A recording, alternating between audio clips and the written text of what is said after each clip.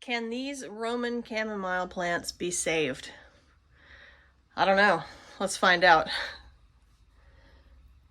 You can see we do have still have some green growth on them. I'm pretty sure I left them too close to the fan. So what I'm gonna do is prune back all the dead and see what's still left in there, and then give them some fertilizer and wait. Come and join me and let's find out what happens. So let's start with this sad specimen. Now, let me tell you that I have done an excellent job of keeping these alive all winter, and then all of a sudden, they just don't want to live anymore. Can you see let me see if I can turn my hand here. Apparently, this is going to be easier pruning than I thought. Oh, it smells lovely. So what I'm doing is pulling back the growth. I'm getting down to the actual plant.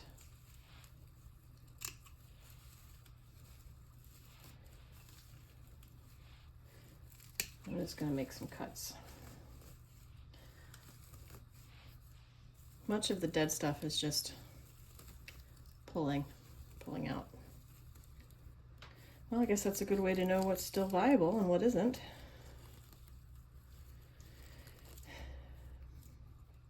So I really wasn't sure how this Roman chamomile was going to do in my yard over the winter. It did great. It really did great. It's already, the stuff that's in my yard is already coming back. Just put that there. You know what? I do need a bucket to put this in. There we go.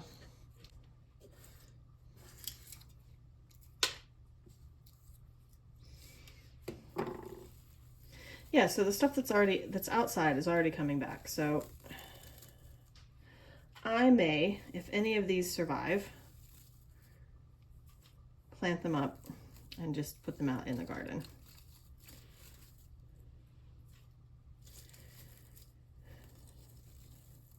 That one's still stuck good. Yeah, I'm pretty sure I just had these too close to the fan and their top growth dried up. They can take, Roman chamomile can take a good deal of conditions, light conditions, soil conditions, moisture conditions. But what it doesn't like is to be dry. It doesn't like its foliage to get dry. And I had it over on my folding table earlier this year, and the fan was pointing the other direction, probably 3 or 4 feet away, pointed away from it, and they did great there. But then I needed to move them because I had, oh, look at that. Looks like we've got some sort of bug chrysalis. You see that? And this is why you really should prune your plants when you first bring them in. Look at that. Nature. I don't particularly want that nature in the house.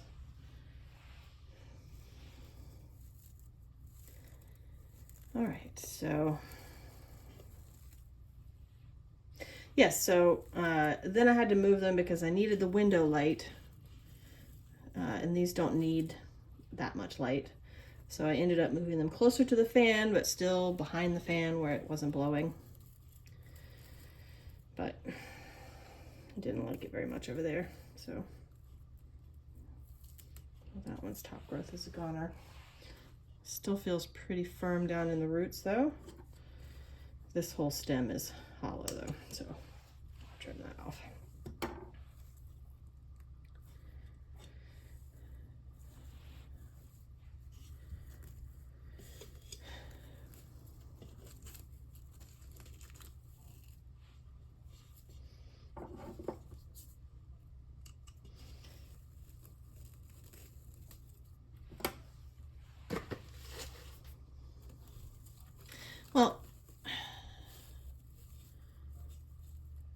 some of it still feels really firm into the soil.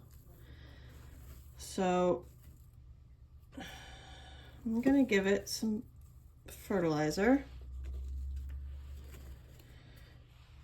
And I'm probably gonna put it back in its window, honestly. And we'll just see what happens. We'll just have to see what happens.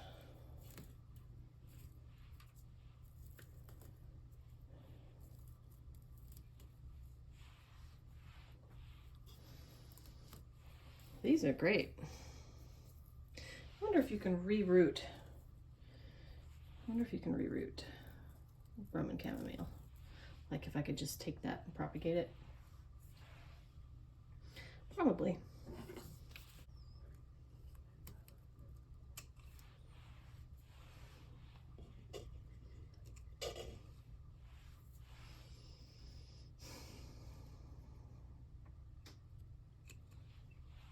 I think I'm going to give these another spray with the neem oil too. Let's see what we got over here.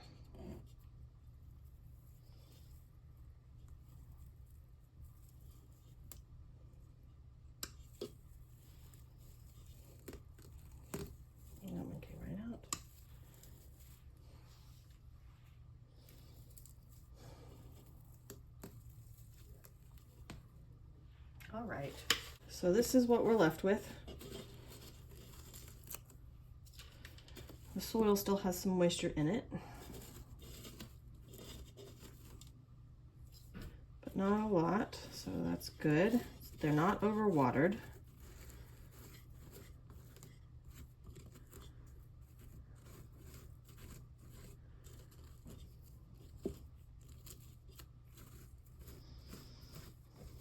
We'll just have to see what happens here.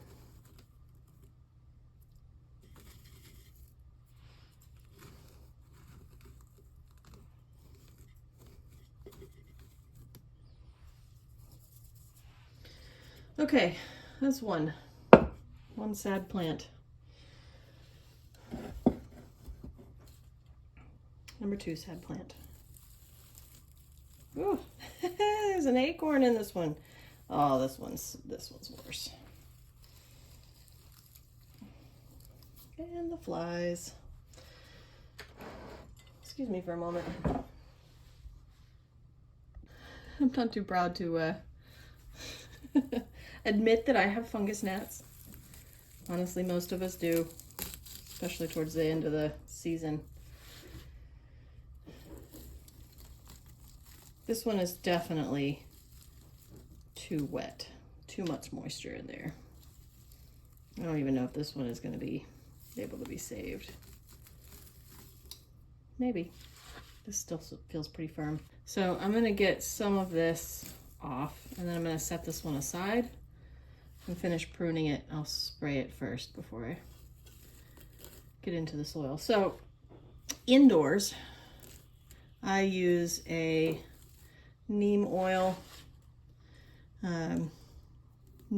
spray that I make with a little bit of Dawn soap in it. I don't use that outdoors. I try to let nature do nature as much as possible outdoors. But indoors, I definitely will use neem to spray things. Before I get digging too deep into that one, I'll let it hang tight. Let's see what this one has. Also pretty damp in there. I'm not seeing the same fungus gnat problem though.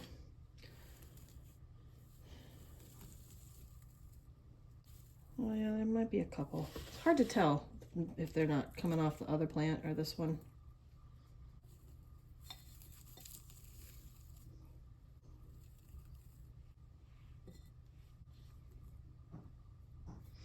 All right, before I muss the soil too much, I'm gonna go and make up some of my neem oil spray.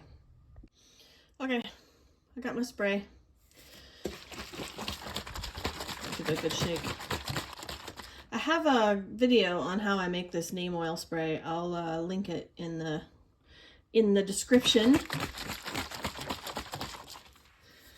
I'm gonna have at it.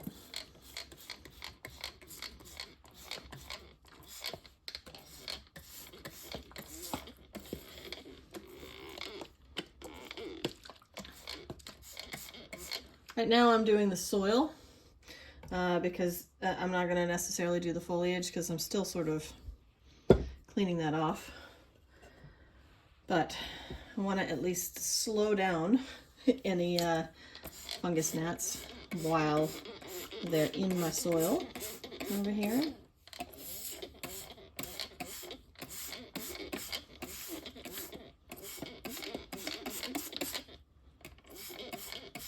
Give them a good spray. And I'm going to go ahead and spray this one.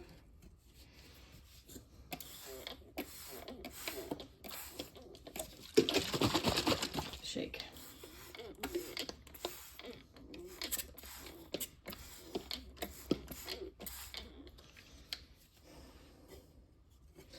And I think I'll go ahead and spray the foliage.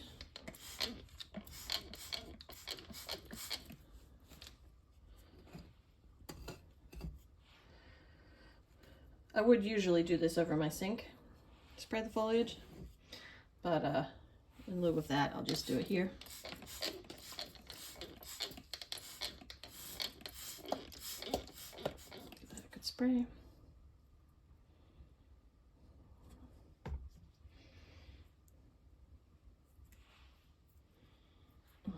Come on. I wonder if I can get that one to reroot, stay. But for right now, I just want it to stay. Okay, let's get this one.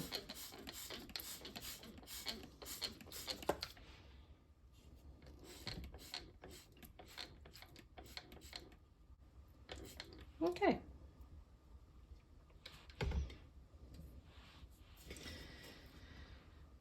Aside from fertilizer, I'm going to call that one basically done. I'm going to bring my gross pot over here for you.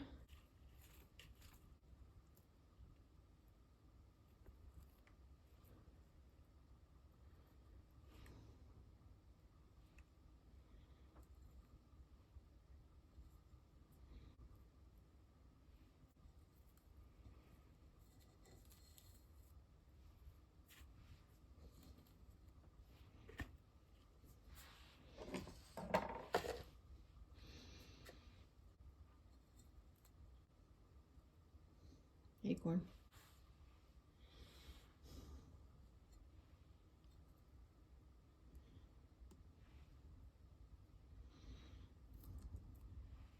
Okay. Let's turn this lovely thing over here. Okay.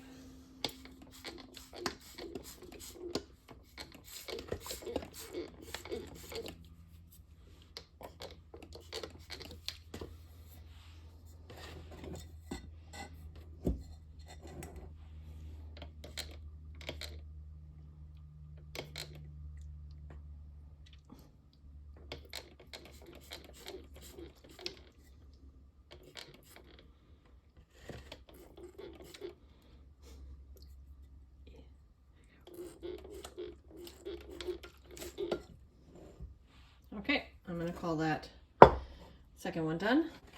Our challenge pot. Acorn.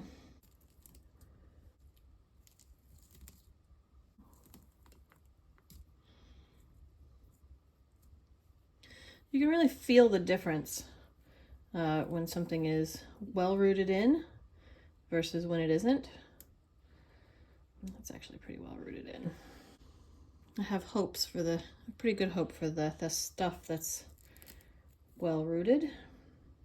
I'm not sure about this bit though. Clearly that over there has rooted in, but this is not. That one's done. I'll take that there. I think that answers my question about whether or not it will root along its stem.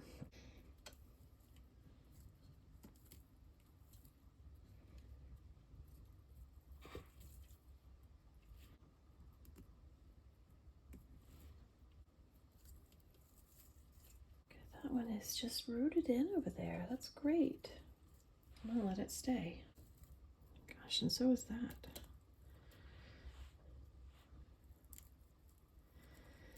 Good to know. All right.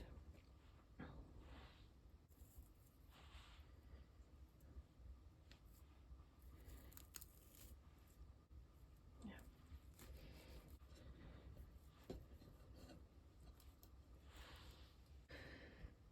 I'm gonna call that done.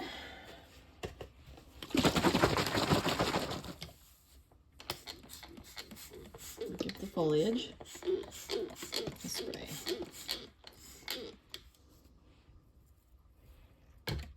I missed some.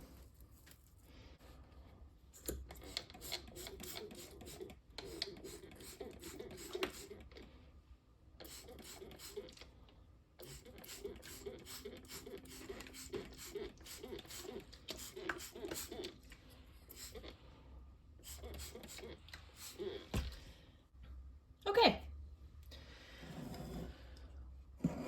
So the last thing that I'm going to do with these is fertilize. I'm going to actually tuck that one back into the soil. And this one too. Where can I find this one? Into the soil. Along the side. And there. I think I've got a little thing I can pin that down with.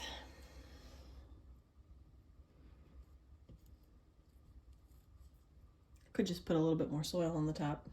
And I'll leave it like this for now. The last thing I have to do here is fertilize. So I'm gonna get a little bit of fertilizer and rock that. I thought you might like to see how I usually spray things with the neem oil.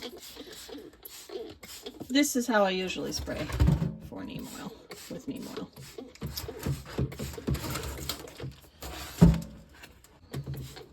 Trying to get all the surfaces of the leaves.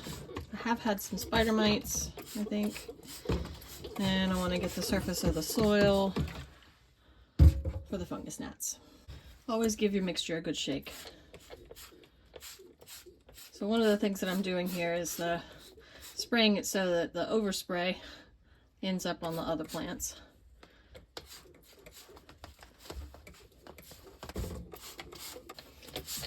Over my sink, you see I can lean it so I can get up underneath the leaves easier.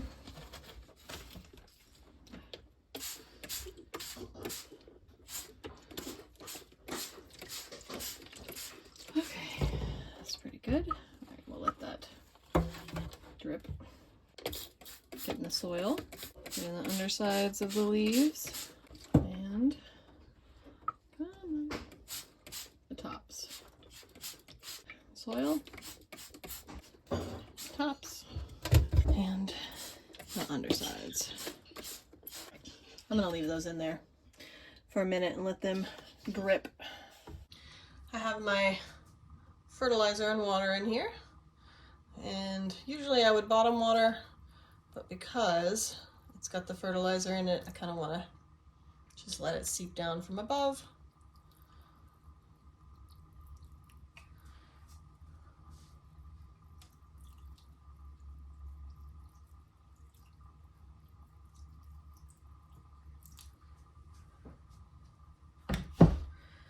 And that's that.